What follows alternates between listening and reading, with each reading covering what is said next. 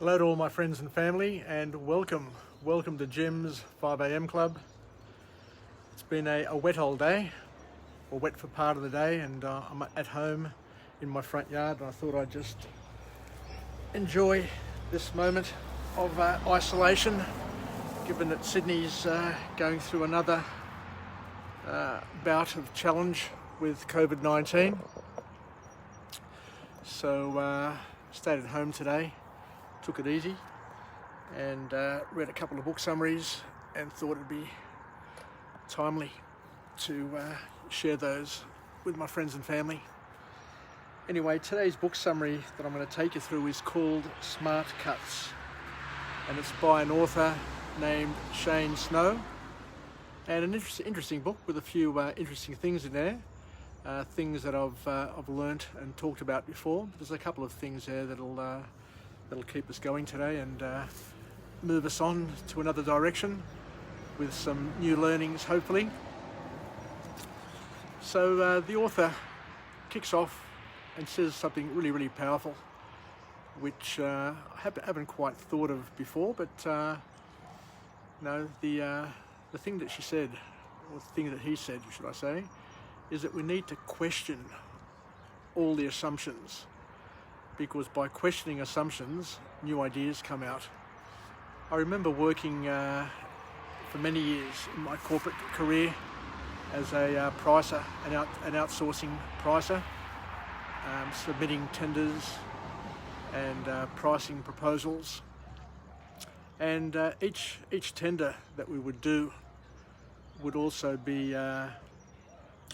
include a list of assumptions, a list of pricing assumptions, a list of scope assumptions, saying, well, this price that we're offering was based on this understanding and these assumptions. And it never surprised me, or never ceased to surprise me, should I say, that whenever we presented to the client in terms of our pricing proposal, and the client reviewed the assumptions, the client would go through the assumptions and would say, you know, just eliminate all these assumptions. You know, they're your assumptions. At the end of the day, we're outsourcing this job to you, and by outsourcing it, you're taking ownership of it, and you need to deliver it. You need to manage the risks. You need to understand the risks. And if you're truly good at what you do, and you're truly leaders in your field, you will know what you're doing because you've done it time and time again. But by coming to me or coming to us and listing all of these assumptions, seem to suggest that you're not confident in terms of what you're doing, and you may not be a leader in your field. So do yourself a favor, go back, review your assumptions, eliminate as many assumptions as possible, and come back again with your final price. But also, you know, that was very powerful, just learning that throughout my career. But we should also you know, question our assumptions, because we're always assuming. We're always trying to second guess our clients. We're trying to second guess what our friends, what our partners, what our work peers are thinking. And often, you know, we always say that, you know, it's like walking on eggshells, because you're too worried to do this, you're too worried to do that, for fear of offending and upsetting the people around you. But all of that is based on your own assumptions of how they're interpreting things and how they're receiving things. So sometimes the best thing to do is just question the assumption. You know, talk to me, ask me. You know, if I do this, is, you know, what impact it's going to have? You know, is it going to cause you a problem? And you know, most of the times, you know, most people are quite reasonable. If you ask them, if you have the courtesy of asking them the question, most people will give you an honest response. So just ask, pick up the phone, ask, look them in the eyes, look at them, and ask them. There's no problem. There's nothing wrong with asking people direct questions if you truly want an honest and direct answer. So the author then goes on to talk about lateral thinking, to look at other ways of solving a challenge or a problem. And he says that while lateral thinking doesn't eliminate hard work, it does eliminate unnecessary work and unnecessary cycles. But the next thing is really, really powerful. The next thing that the author talks about is really, really powerful, where they say that it's not experience that will determine how successful a person becomes or how successful a business becomes, because experience in a ever-changing world, in a rapidly changing world, means nothing. What the author talks about here says that the most important thing that will help deliver and determine your success and your ability to survive, grow, develop and thrive is the momentum that you build. Because when you start anything, sorry, I shouldn't say anything, it's got a G on the end. Whenever you start anything, you need to build momentum, because every new path, every challenge has a hump at the beginning of it. And most people don't build up enough momentum to get over that initial hump.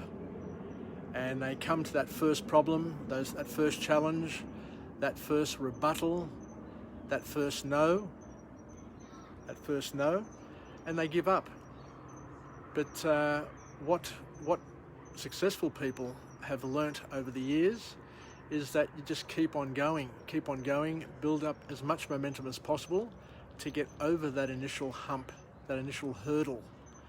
And when you get over that hurdle, then your road is free. It's free from potholes. It's free from being congested with the other people who say they're going to do things but never have the momentum to follow through.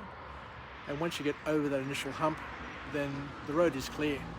The road is clear for your growth, development, and continued success.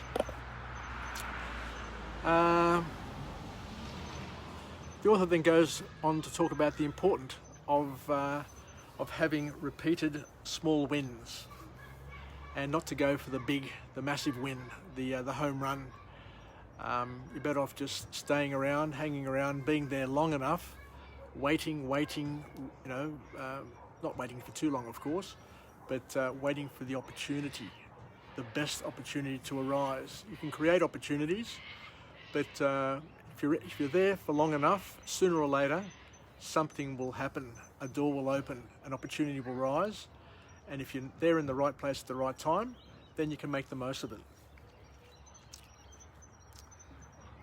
He talks about the importance of mentoring, having a mentor, having somebody to talk to, somebody to chat to, somebody to be your co-pilot. But he talks about the importance of it being informal as opposed to formal, because informal mentoring, from what they say, is far more powerful. It's more inclined to work, because it's casual, it's a chat. It's an occasional get-together, as opposed to a formal meeting where you get together and you tick the boxes and nothing very much happens after that. So look for mentors, look for people who are achieving the things that you want to achieve, and just ask them to give you some guide, to be your informal mentor. And it's much easier to say yes to somebody who wants to give you a call, send you a message every now and then, just to test their ideas, rather than having something which is more formalised and may appear a little bit more awkward to most people.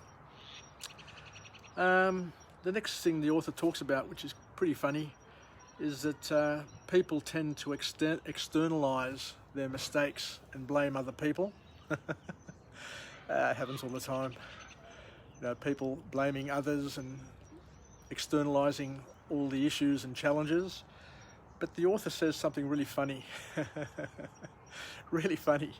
And he says that the reason why we externalise our mistakes, and I can relate to this as well, the reason why we externalise our mistakes is because we need to live with ourselves afterwards. So it's all about saving face and basically pushing, kicking the can down the road, and not taking ownership of your problems, your mistakes, and the mess, the mess that you've created. Anyway, so we've got to live with ourselves. So we've got to live with ourselves. We've got to live with our work peers, our partners, our families. So sometimes it's just what happens. But don't do it too often. Otherwise, you'll be hiding from your problems as opposed to addressing them. Talks about feedback, and how feedback is important. And he said something here which was really interesting. He said that in terms of feedback, and I've never quite thought of it like this before, but it is interesting. He said that that criticism, like feedback, can be two things. It can be compliment or it can be criticism. And he said that masters, people who are leaders in their field, people who are high achievers, far prefer to be criticised than to be complimented. And my spiritual father always says to me that from his perspective, he says that he prefers for people to criticise him rather than compliment him, because through complimenting, you don't really grow and develop, because complimenting, yes, it gives you a sense of accomplishment that you're on the right path, and that can be helpful. But he said that complimenting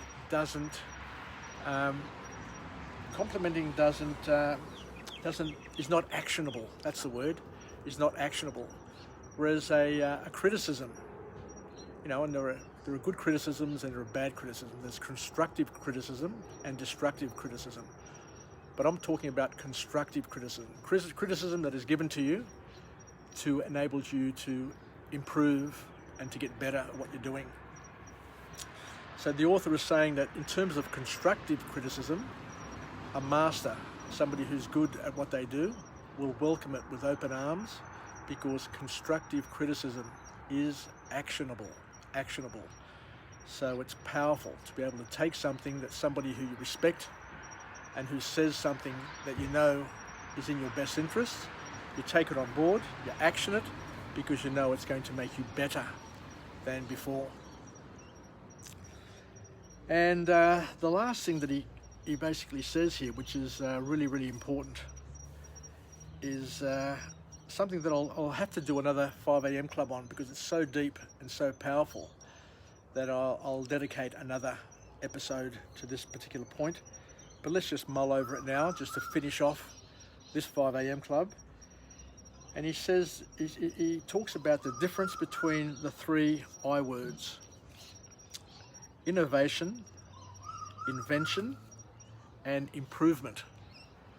So what he says here is that innovation is about doing things differently, whereas when you create something from nothing, that's called invention. Or when you do something better than before, when you do the same thing better than before, that's called improvement. So we need to understand the differences in those I words. Improvement is doing the same thing better. Invention is creating something from nothing, so doing something new that hasn't been done before. Whereas innovation is doing things, the same things, differently. That's pretty powerful. I love that. It's pretty good. And he finishes off with the best advice that I've heard for a long time, and it's advice that I've given on previous 5 a.m. clubs. And it's, if you want to do one thing that'll have the greatest impact in your work life, in your personal life, in your love life, in your family life, he says there that often the thing that is holding ourselves back from success, the thing that holds us all back from success, is our inability to do one thing. Do you know what that one thing is? It's the strongest word in the world.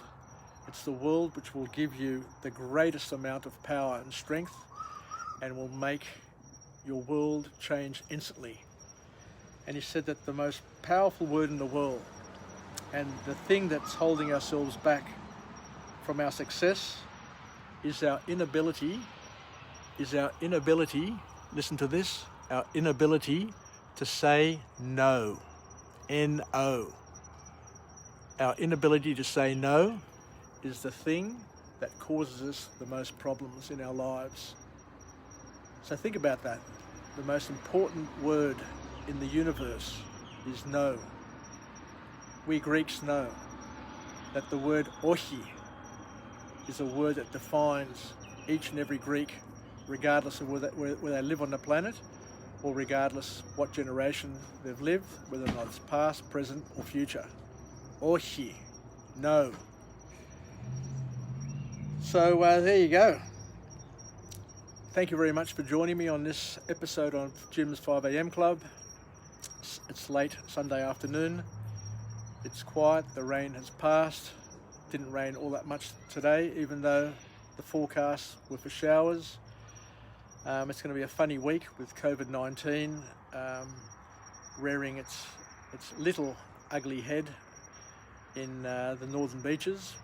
But one thing that makes me very, very proud is to see how the people in the northern beaches have proactively, they didn't wait for Gladys to tell them what to do.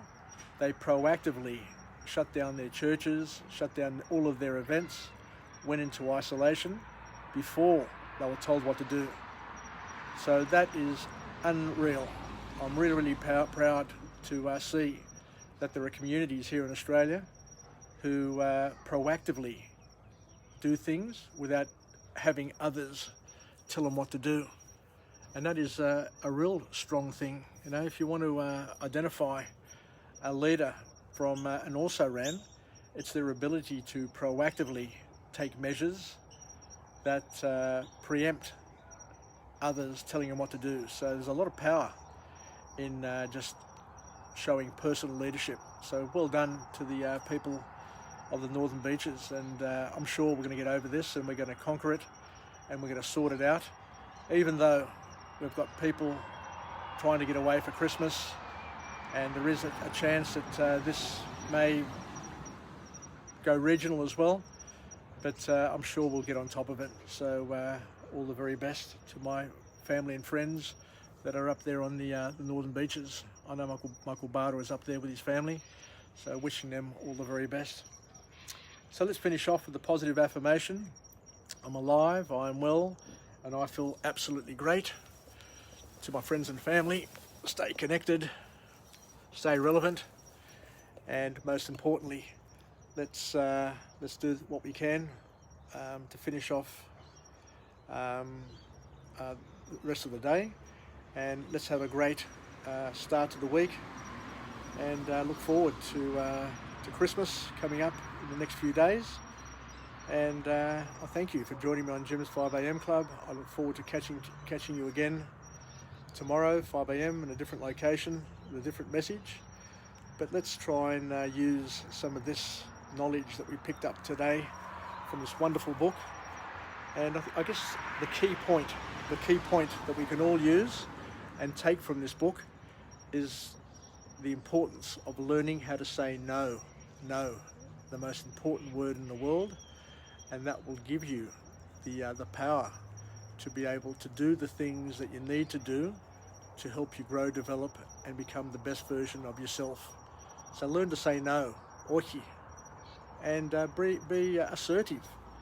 And the reason why you say no is because it doesn't serve you.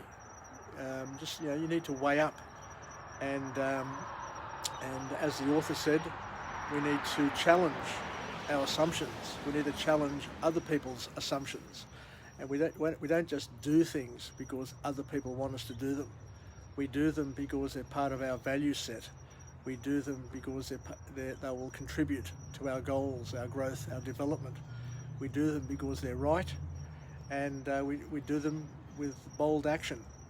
But we don't do the things that don't serve us, or we push back at least and say no until we're convinced that those things we need to do because they serve us.